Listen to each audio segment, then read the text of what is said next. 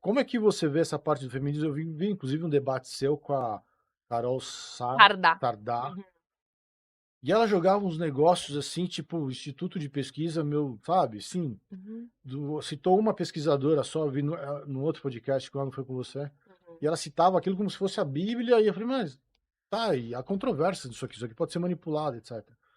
Como é que você vê essa parte de feminismo e depois do feminismo de esquerda? Porque tem o feminismo que são os direitos da mulher, Sim, mas aí você tem o feminismo político, sim. né? Que aí virou e entra naquele feminismo mais Uhum, tóxico que as uhum, próprias mulheres, sim. muitas mulheres repudiam, Uhum, né? E aí depois quero entrar também você na parte do machismo. Como uhum. é que tá o machismo hoje em dia? Melhorou, piorou, Tá. tá a mesma coisa? Porque como é que tá essa, né? Como entender o que tá acontecendo? Ok. Bem, primeiramente, eu penso que é necessário explicar mais ou menos a origem do feminismo, né? O que a gente entende por feminismo, no sentido histórico. Tudo começou por causa da conquista dos direitos humanos com a Revolução Francesa, através do Iluminismo e valores liberais. Então, todos os seres humanos, todos os homens são iguais, certo? Todos eles nasceram iguais e devem ser tratados e vistos como iguais, certo? Nesse período, ainda assim, as mulheres elas foram colocadas de lado. Então, era literal, né? Todos os homens nascem e devem ser criados e tratados igualmente, mas era especificamente os homens. Literalmente os homens. Exatamente, literalmente os homens. Porém, nesse período, já existiam discussões acerca dos direitos da mulher, como, por exemplo, o livro A Sujeição da Mulher, que foi escrito por John Stuart Mill, um homem branco, europeu, heterossexual, casado, que escreveu e desenvolveu sobre o direito das mulheres naquele período, que elas deveriam ter o direito ao estudo, à educação, por exemplo. Nós também temos a Mary Wollstonecraft, que escreveu sobre como que as mulheres poderiam ser melhores cidadãs, melhores mães e esposas e também cristãs através de um ensino educacional de qualidade tanto quanto os homens. Então, a Mary Wollstonecraft foi essencialmente importante para esse protótipo do feminismo, digamos assim. Ela não é necessariamente vista como a feminista, uma feminista, mas um protótipo sobre o que o feminismo viria a se tornar depois. Poderíamos dizer que foi a primeira onda do feminismo.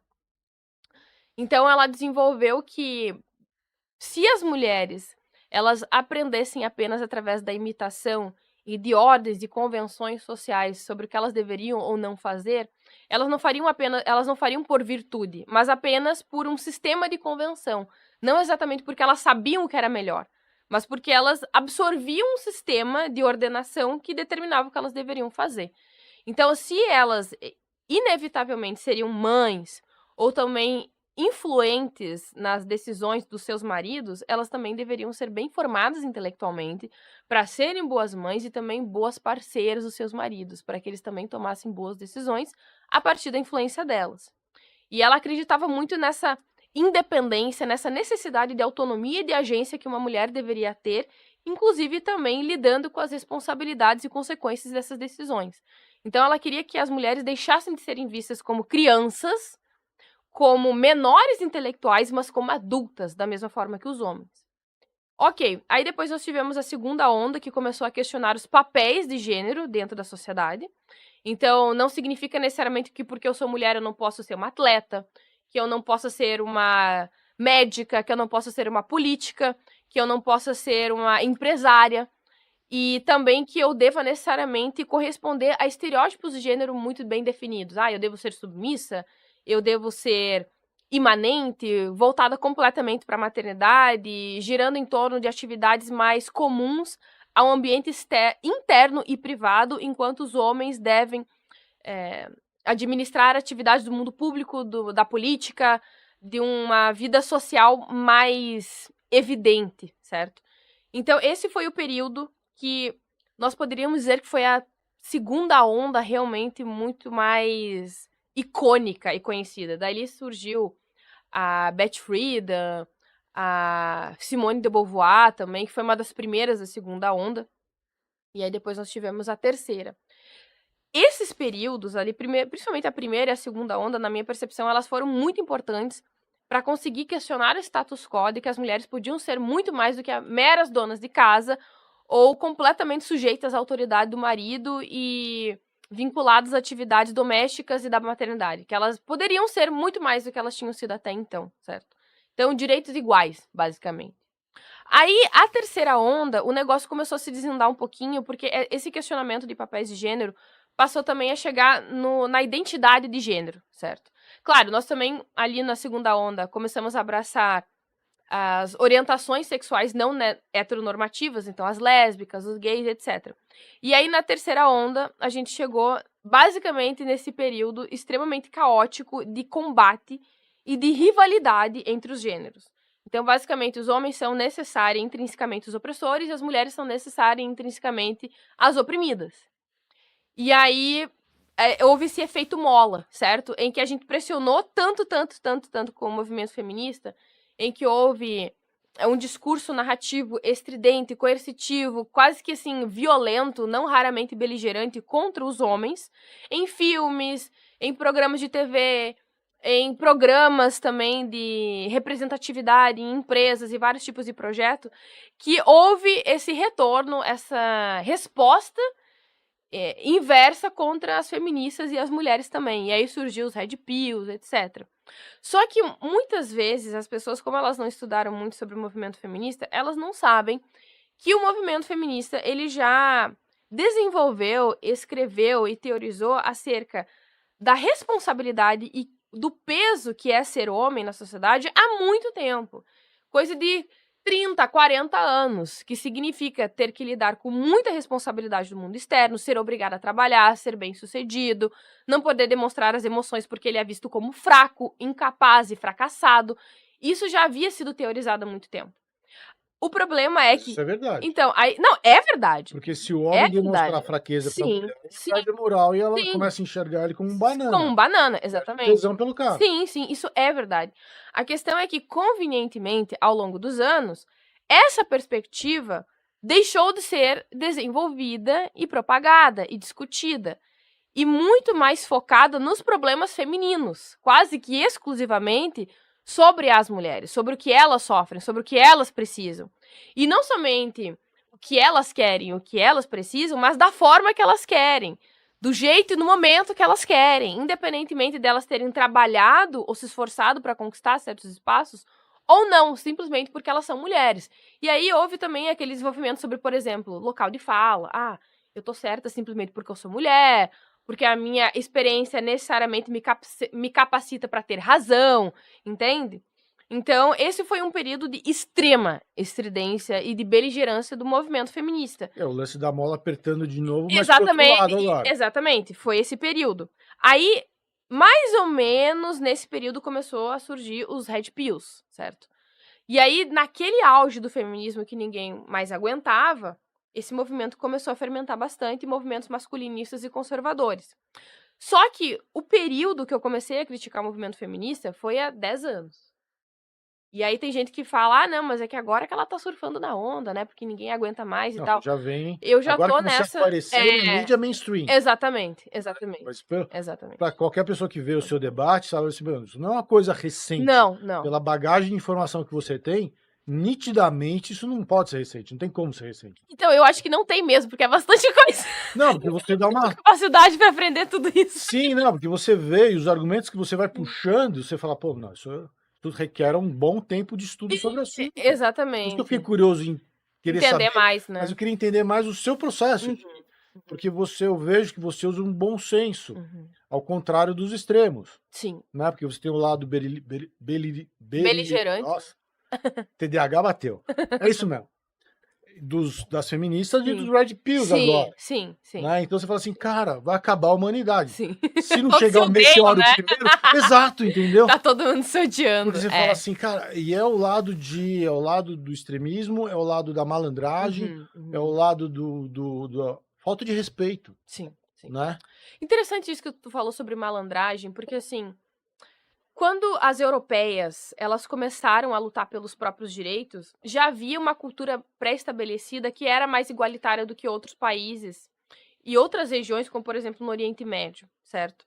Então isso foi fundamental também para que elas passassem a absorver um modo de vida, certas convenções realmente feministas, assumindo certos prejuízos, digamos assim. Só que o que houve no Brasil foi o contrário, porque nós vivemos em um país mais patriarcal e tradicionalista do que países nórdicos, por exemplo, porque Portugal tem uma cultura mais tradicionalista, mais cristã, e ao mesmo tempo nós absorvemos alguns aspectos, principalmente que vieram através da influência dos Estados Unidos, que misturou essas características. Então, ao mesmo tempo que muitas feministas entre aspas, elas querem certas liberdades ou certas vantagens que são típicas de uma filosofia mais feminista, elas também querem manter certas vantagens e facilidades típicas de uma sociedade mais patriarcal. Então, ao mesmo tempo que ela quer ter muita liberdade sexual, ela quer ter muita liberdade de ser reconhecida socialmente como uma intelectual, como uma maior civil, ela ainda quer manter certas vantagens típicas de uma sociedade que protege as mulheres e que as vê com certa condescendência. Então, ao mesmo tempo que uma mulher, ela, em uma sociedade patriarcal, ela vai ser menos responsabilizada em seus crimes, porque ela é vista como uma menor, certo? Ela é vista como uma criança, ela também vai ter menos liberdade de poder decidir onde ela quer trabalhar, com quem ela quer se casar, se ela vai ou não viajar sozinha. Então, é um jogo que ele não é unilateral em que tu tem tudo. Os únicos que têm tudo são crianças, ditadores e malucos. Simples. Bem-vindo ao Brasil, né? É exatamente isso. Hoje em dia você tem tudo isso aqui. A questão é que, se tu quer ser uma pessoa razoavelmente coerente e ser realmente vista com respeito, com reconhecimento, com prestígio, tu vai ter que assumir esses dois lados. São irmãos tipófagos. Responsabilidade com liberdade. Então, tu não pode ser vista ao mesmo tempo que uma criancinha, mas ao mesmo tempo com a possibilidade de fazer absolutamente tudo que tu quer sem ser responsabilizado por isso. No que me interessa, eu sou uma criancinha, do que não me interessa, eu sou vilão. Exatamente. Essa conta não fecha nunca. Exatamente. Então, quando nós começamos a perceber que havia esse discurso, a Mola começou a querer jogar inversamente pro outro lado, entende? Ela começou a se soltar. E aí foi nesse período que houve o boom realmente dos Red Pills. Mas eu já criticava esse movimento estridente, demagógico, autoritário e intelectualmente desonesto há uns 10 anos. De ambas as partes. Exatamente. Mas, especificamente, eu comecei a criticar o movimento feminista. Embora eu me identifique como feminista. Entendeu? Que nem tem muitos pastores aí que eles criticam o cristianismo, eles criticam os pastores, eles criticam as igrejas, etc. Então, eu comecei a criticar isso há muitos anos. Aí, nesse período, eu comecei a chamar a atenção de um público específico que, ao mesmo tempo, não se via como um masculinista, machista, sexista, misógino, tradicional, mas que estava conseguindo perceber essas desonestidades discursivas, entendeu? E, ao longo desse período, eu consegui realmente cooptar as pessoas para que elas realmente percebessem que havia um lugar em que elas não necessariamente eram sexistas e misóginas e mal intencionadas, simplesmente porque elas não compravam completamente a narrativa feminista típica. Havia algo no meio disso tudo. Entende? Não era nem preto, nem branco, nem 8 ou nem 80. Foi aí que eu criei o espectro cinza.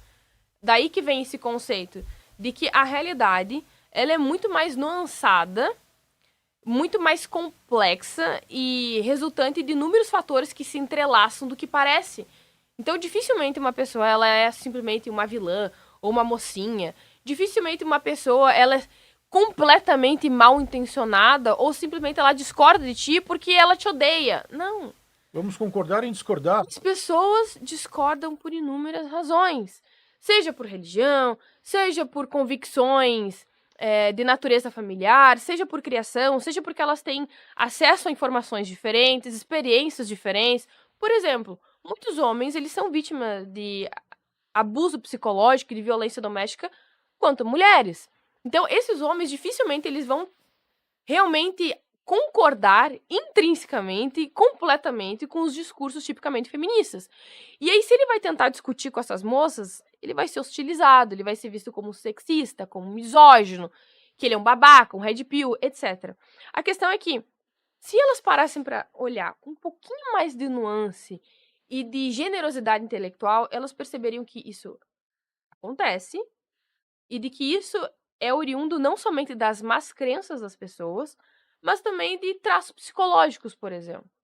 Então, quando a gente tá falando sobre violência doméstica, essa violência doméstica não acontece exatamente somente porque os homens, eles odeiam as mulheres, tá? Então, isso aí é uma crença falsa do movimento feminista, tá? Atual, principalmente. Porque, assim, no passado, principalmente, havia uma legitimidade institucional, religiosa, social, familiar, cultural de que o marido podia bater na esposa. Ele poderia bater nela, eventualmente ele poderia forçar o sexo dentro do matrimônio, ele poderia ser desagradável e insistente sexualmente, ainda que ela não quisesse, porque havia uma cultura que possibilitava isso. Atualmente é muito diferente. Essa cultura seria a cultura do machismo? Sim, sim, é uma cultura tipicamente patriarcal que ela tende a enxergar a mulher como uma espécie de propriedade.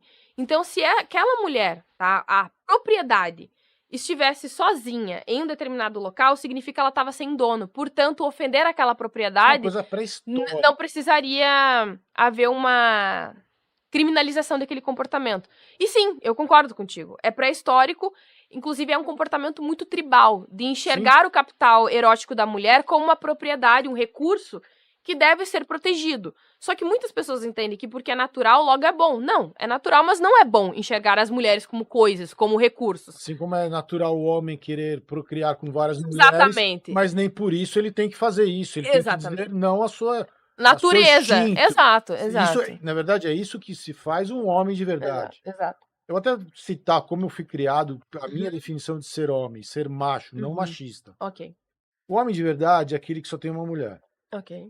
que ele é forte o suficiente para poder admirar uma mulher que de repente ganha até mais que ele Sim. e vai fazer com que ele corra atrás para que ele possa equilibrar. Uhum. Mas ele vai sempre respeitar e admirar o intelectual da mulher, vai motivar a mulher, enfim, Mas e que vai visão respeitar. feminista de homem, meu Deus! Então, mas ao mesmo Muito tempo, progressista. então, mas ao mesmo tempo, o Aham. macho é aquele que, pô, se tiver que cortar a linha, eu vou cortar a linha. Sim, entendo. Você entendeu? A hora que Entendo. tiver que subir no telhado, eu vou subir no telhado. Ok. Se tiver que trocar o pneu, eu vou trocar o pneu. Uhum. Então, assim, coisas de macho que tem mais força É, física, faz sentido, né? você Por uma entendeu? questão Então, assim, física e uma também. questão de respeito, e principalmente Uhum. uma coisa que não se fala mais no Brasil, que é gentileza. Do homem abrir a porta do Uhum. carro, ser gentil. Ser Uhum. gentil com a mulher, ser gentil com todo mundo, na Uhum. verdade. Que não é uma questão de sexo. Exato, A exato. questão de gentileza é para todo Exato. mundo, não importa o sexo nem a idade. Acho que E os isso, pais te ensinaram isso? sim. Eu tô muito chocada com isso. É. Então, assim, o respeito sempre veio em primeiro lugar. Porque é Eu uma visão cresci, muito eu avançada. cresci numa família assim, minha mãe trabalhava fora. Ah, isso faz muita Minha diferença. mãe empreendia, meu pai também trabalhava, assim, entendeu? Uhum. Então, assim, minha mãe sempre foi uma mulher forte, meu pai sempre foi um cara muito inteligente. Então, assim, eu sempre tive esses exemplos. Minha avó era uma mulher forte, veio da Itália. Eu sempre Qual que é o tive. sobrenome? Meu sobrenome é Miranda, que é português, mas da minha mãe, meu avô é Esquevano, que é italiano. Esquevano. Esquevano. Uhum. E Conejeiro, que é o espanhol do meu pai. Ah. Então, eu sou uma mistura. Conejeiro vem de coelho? De conejo? Porque Acho que conejo é coelho. é, em Talvez no espanhol. passado fossem criadores de coelhos, enfim. É, enfim, é uma misturada que deu nessa coisa aqui, entendeu? Aham. Mas eu sempre vi isso. Então, assim, quando meu primeiro emprego de estagiário, tinha uma chefe que manjava muito, era uma área de propaganda, pô, e eu aprendi muito com ela. E tinha liberdade de brincar e etc. E Uhum. ela me dava as tarefas, ó, tenta aí, depois você pergunta pra mim. E eu aprendi demais naquele estágio com ela. Então, assim, eu sempre admirei, aprendi a admirar mulheres fortes e a respeitar. Então, assim, eu não consigo entender esse outro lado. Ah, não, então se a mulher ganha mais que eu, então não serve pra mim. Como assim, cara pálida? Faz sua parte. Uhum. Seja homem, entendeu? Mostre pra mulher que você é realmente Digno e que tu digno. consegue Então, alcançar. Aham. até que nem, puxando um pouco o que você falou, eu sou um machão feminista, digamos assim. Não, porque assim, no que o homem tem que ser homem, eu sou a favor. Agora, pô, você não incentivar a tua parceira, não estimular, não admirar o que é bom nela, pô, isso é ignorância. né, e não é inteligente você não aproveitar isso. É legal você ter uma pessoa que você possa conversar de igual para igual, trocar ideia, pôr sua opinião, ouvir a opinião dela. Você pode até não concordar, mas respeitar, ou então você vai ver um novo sentido da coisa, entendeu? Uhum. Mas eu não vejo mais isso nos relacionamentos. É nós contra Sim. eles, então eu sou feminista, então, num casamento, que eu já ouvi uma advogada Uhum. falando isso, não. Então o casamento, se o dinheiro você tem mais dinheiro, então é comunhão, total de bens. Mas se o homem tiver mais dinheiro, então a comunhão comunhão é total de bens, e se a mulher tem mais grana, é separação total de bens. Ah, tá. Aí você fala: Que "Opa, conveniente, espera hein? lá, né?" Espera aí. Então assim, o dinheiro que o seu marido ganha é nosso, o dinheiro que eu ganho é É meu. meu, aham. Pô, mas não, isso não é Ah, eu igualdade, discordo completamente disso. entendeu? Mas, assim, voltando sobre essa questão de enxergar a mulher como uma propriedade, então, isso é oriundo, né, de uma mentalidade bem patriarcal e mais tradicionalista. A questão é que, eh, existe esse fator de crenças que influenciam nas atitudes das pessoas, em que elas se sentem legitimadas a tomar determinadas atitudes mais violentas ou mais repressoras e opressoras. Mas também existem outros aspectos que influenciam nas pessoas serem violentas, certo? Então é nesse aspecto que muitas vezes eu penso que falta no movimento feminista, que é essa perspectiva científica e psicológica dos relacionamentos humanos e que vão influenciar na forma como as pessoas se relacionam entre si. Então, por exemplo, recentemente eu levei 2 psicólogas no meu podcast, e aí a gente acabou falando sobre violência doméstica, em que muitas vezes, talvez, os homens que são agressivos dentro de um relacionamento, não é necessariamente porque eles são machistas, ou porque eles enxergam as mulheres como criaturas inferiores. Pode ser que ele seja borderline. Pode ser que ele tenha uma instabilidade psicológica que necessita de tratamento, de Pode ser investimento pode ser que psiquiátrico. ele tenha recebido essa violência quando era Exato, criança. exatamente, pode ser que ele seja uma pessoa extremamente traumatizada e ele não saiba lidar com seus problemas e frustrações de outro de outro modo, exceto a violência. Inclusive, uma das características, a principal, eu acredito, ou uma das principais da pessoa border, é que ela tem um medo patológico do abandono. Então veja como geralmente a as violências de natureza amorosa, elas acontecem quando o homem está sendo abandonado. Muitas vezes, a violência doméstica, o que se chama de feminicídio, né, geralmente vai acontecer quando o cara tá desconfiado que ele tá sendo traído, que ele vai ser abandonado, ou quando a mulher já terminou o relacionamento. Ele vai atrás dela. Então veja que a gente precisa complementar a nossa perspectiva do que pode estar causando essa violência doméstica. De que não é necessariamente uma crença de que a mulher ela é inferior.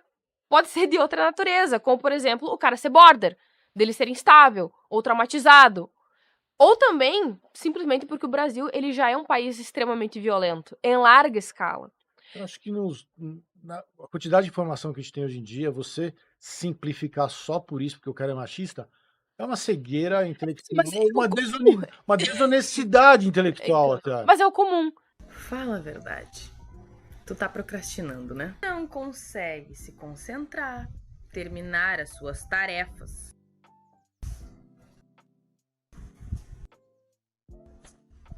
Há anos tentando aprender uma língua e não consegue chegar lá. Sorte a nossa, os caóticos, preguiçosos, desorganizados, que a neurociência e a psicologia avançaram muito nos últimos 50 anos nos estudos sobre os métodos de como nós podemos ser mais produtivos, capazes de finalizar tarefas e também encontrando um propósito na vida. E sim, eu sei como eu posso te ajudar. Mas não é qualquer tipo de ajuda não, viu? Na verdade, é um acesso às melhores técnicas de estudos baseadas em evidências. Acesse agora mesmo. Técnicas de estudos baseadas em evidências. E atenção, se tu não gostar do curso, tu pode pedir o dinheiro de volta. Exatamente isso, sem nenhum tipo de desculpa. Clique no link e aprenda o que tu deveria ter aprendido há muito tempo. Como aprender?